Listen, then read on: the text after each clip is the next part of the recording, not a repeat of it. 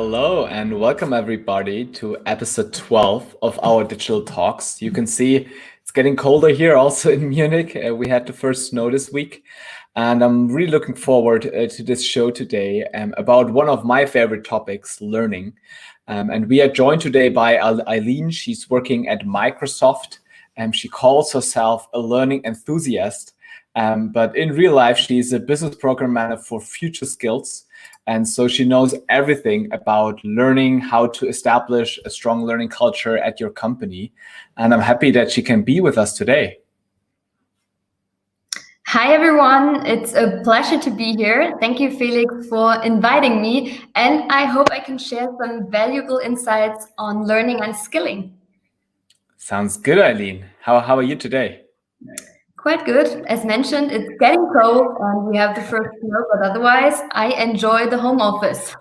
Yeah, that's good. Yeah, I mean, it's definitely make things easier, but I guess also some learning challenges right there.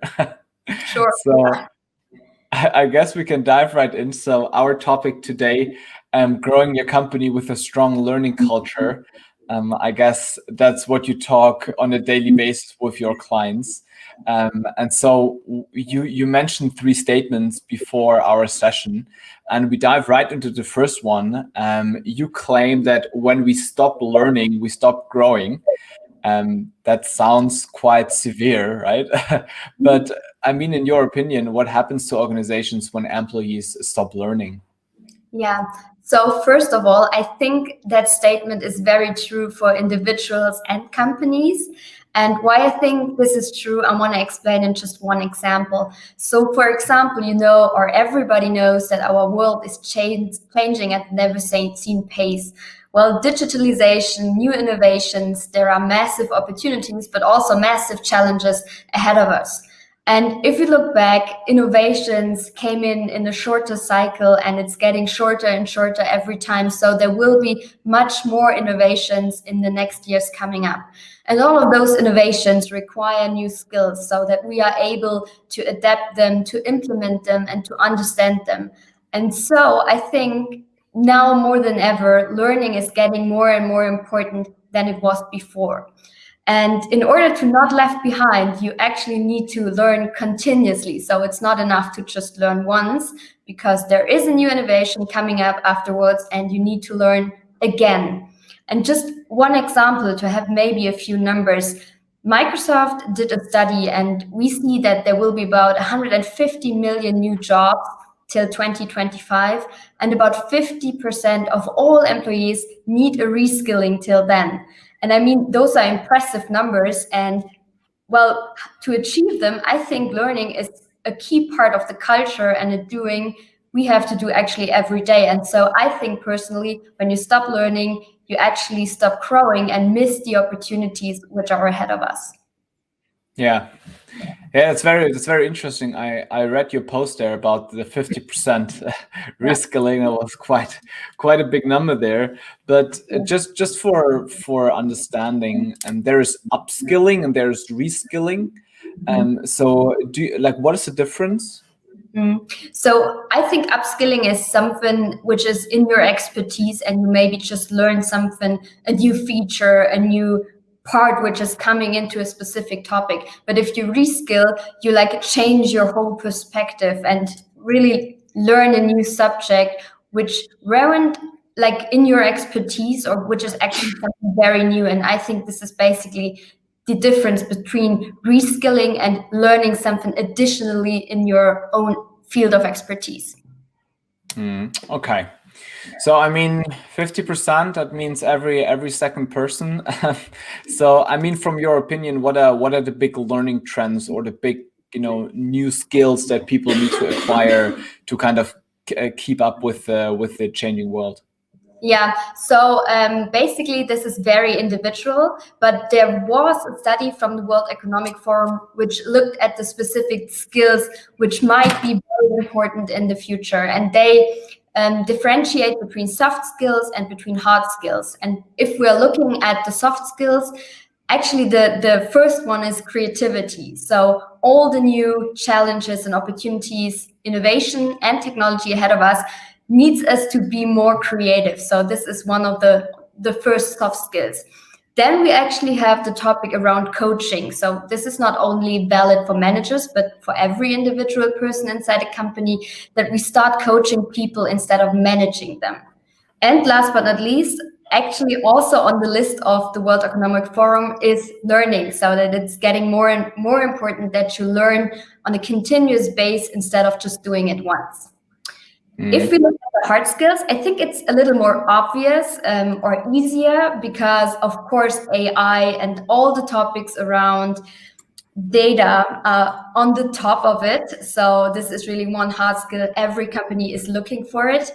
Then we have every skills concerning software engineering and development.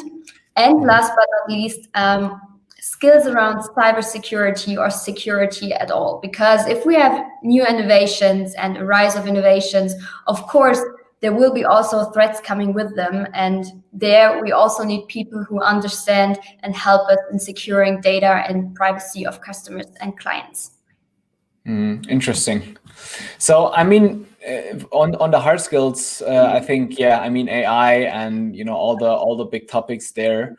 I recently listened to a podcast with Richard Zucker. He's a German AI researcher in the US, and in the podcast he said that, you know, instead of learning a second language, you know, besides English, you should learn actually Python. How do you see that? I mean, do you know Python? Like, do you know any coding language? Yeah, sure, I know them. And I actually would agree personally with his statement, because I think there will be technology helping you to translate languages. So in the future, I'm very sure that you can somehow have a technology which helps you understand different cultures or different languages. But actually learning programming skills, this is something more hard. And I think it's really valuable to focus on learning this one. Yeah. Okay, so that's a good topic then for the Christmas break.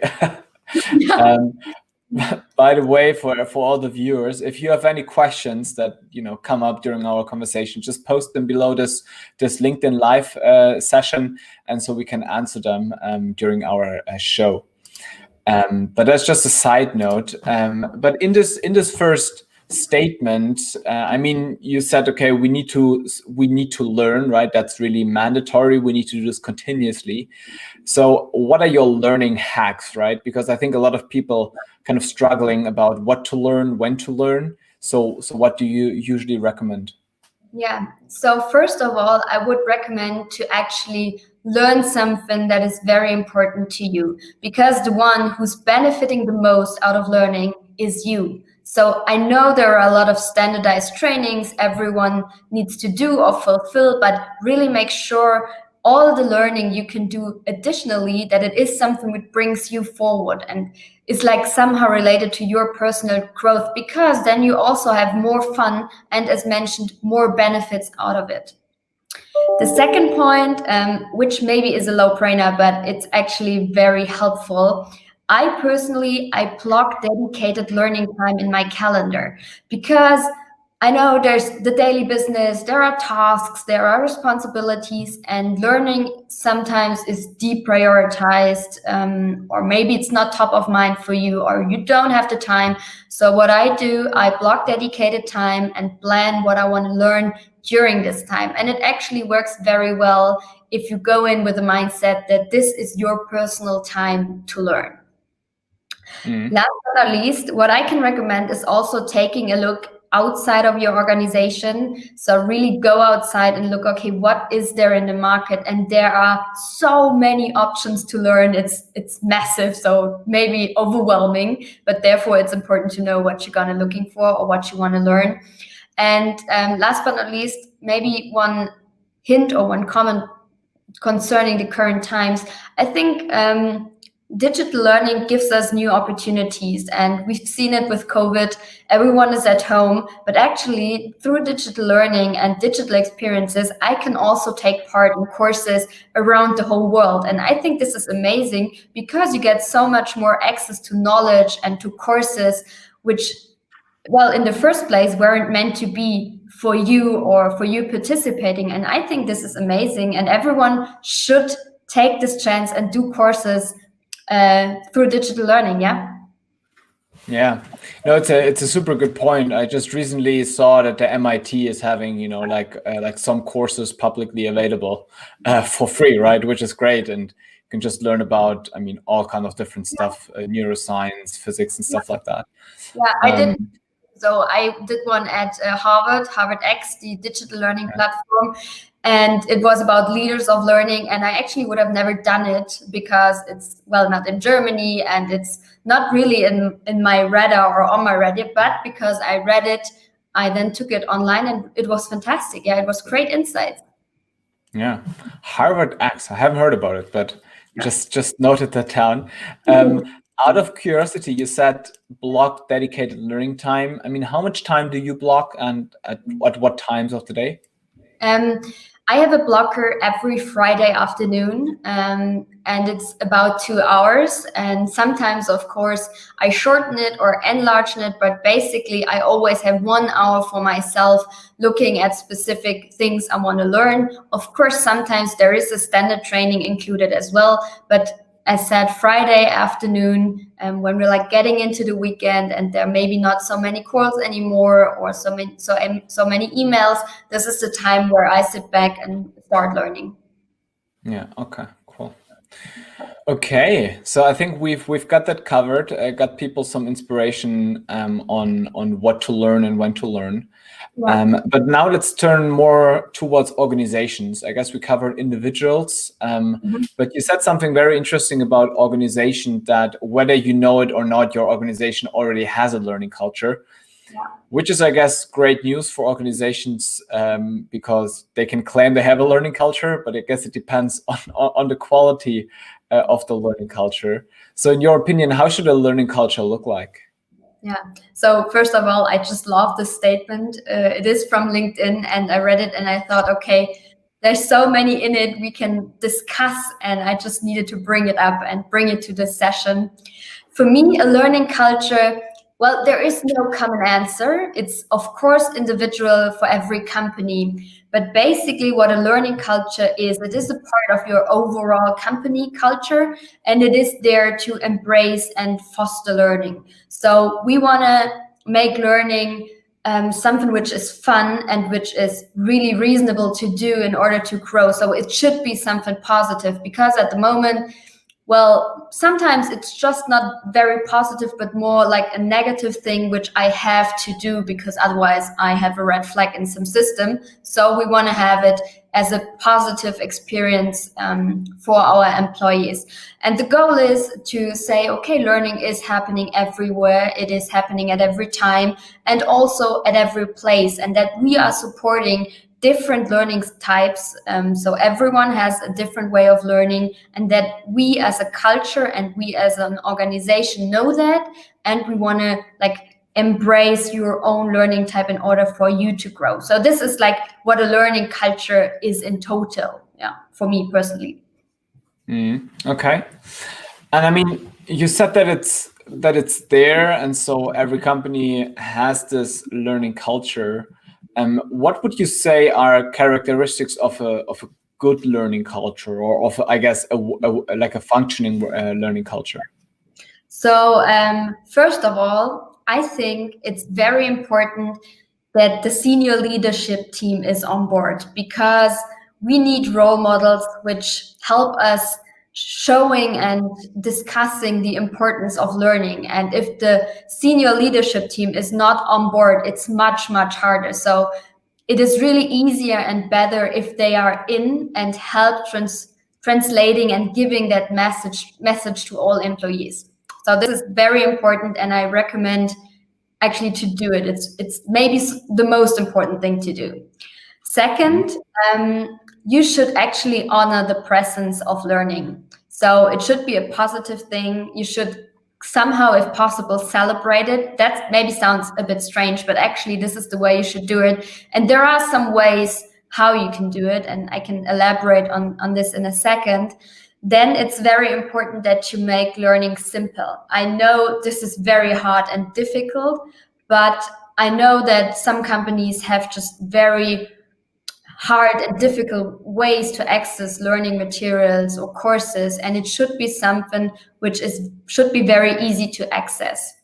And last but not least, it should be individual. As mentioned, most companies now have standardized trainings. Maybe they have some add-on trainings you can take, but at the end of the day, everyone has a different knowledge or is at a different point. And so it's really important that we go to people at the point where they need us and where they need the learning, and then of course give them the specific learning they need. And at the moment, I see a lot of companies struggling with this.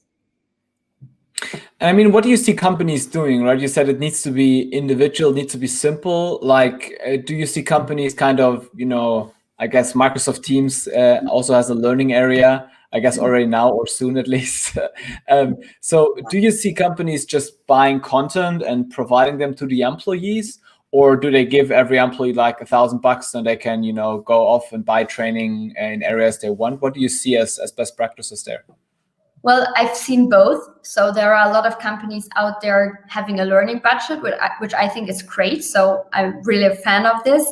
But also there are a lot of companies which try to create a one-stop shop for learning. So really a platform internally where standardized and required trainings are on it. And as well, there are a lot of options of additional trainings you can take. So there are both ways to go. I won't think one is better than the other.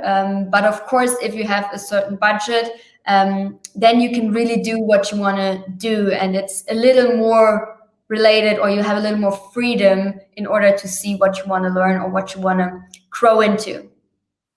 Mm-hmm. Okay.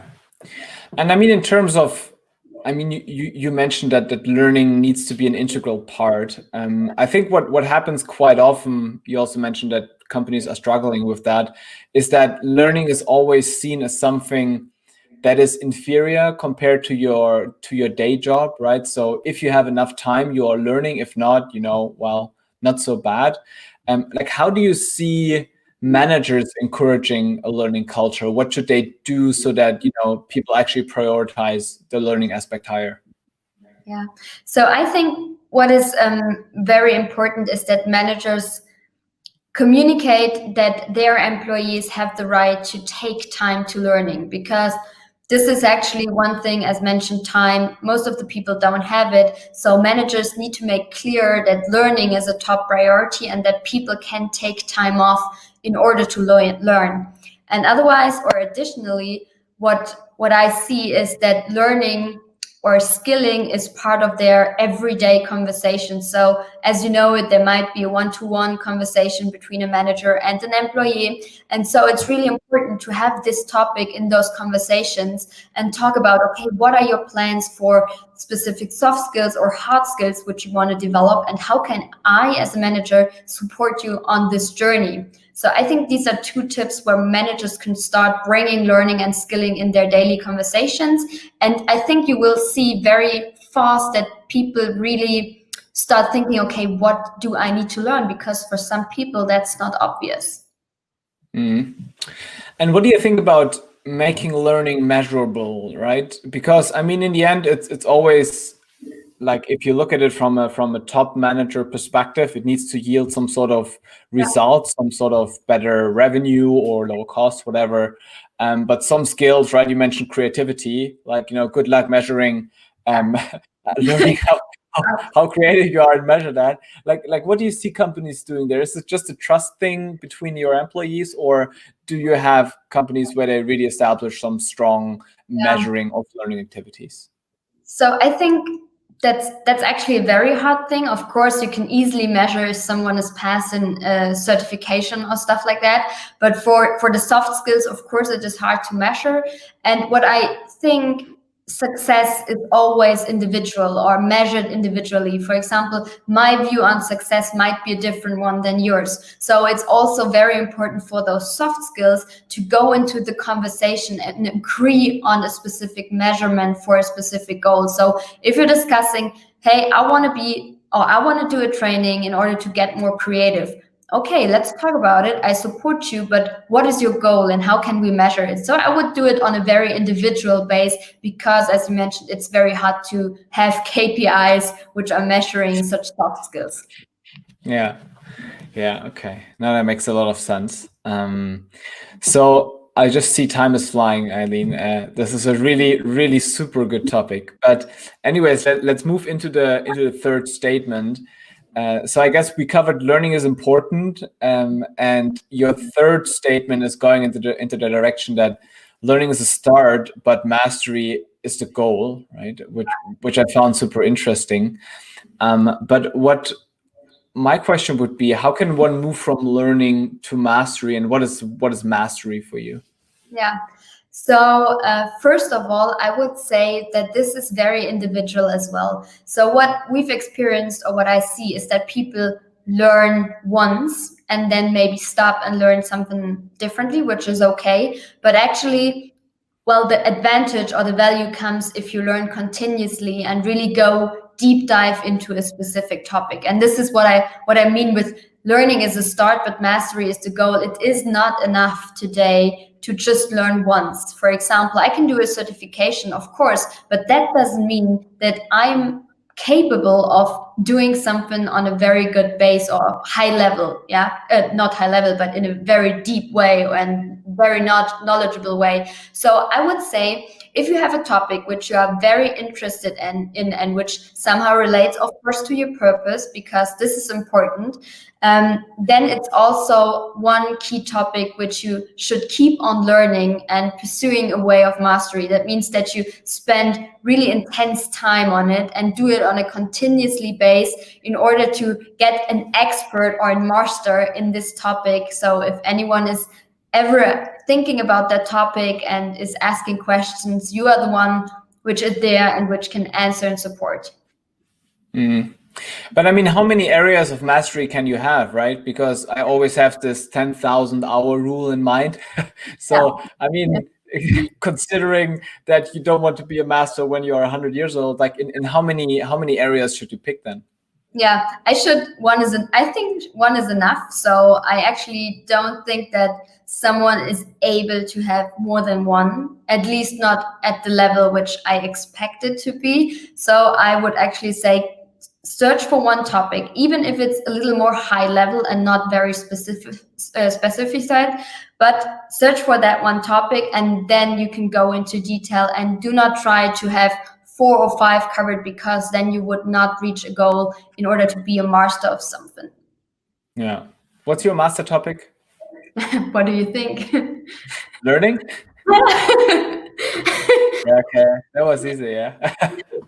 Okay. All right, Aileen. Really, really enjoyed this talk so far. So, for people who just tuned in, we always want to make it actionable, right?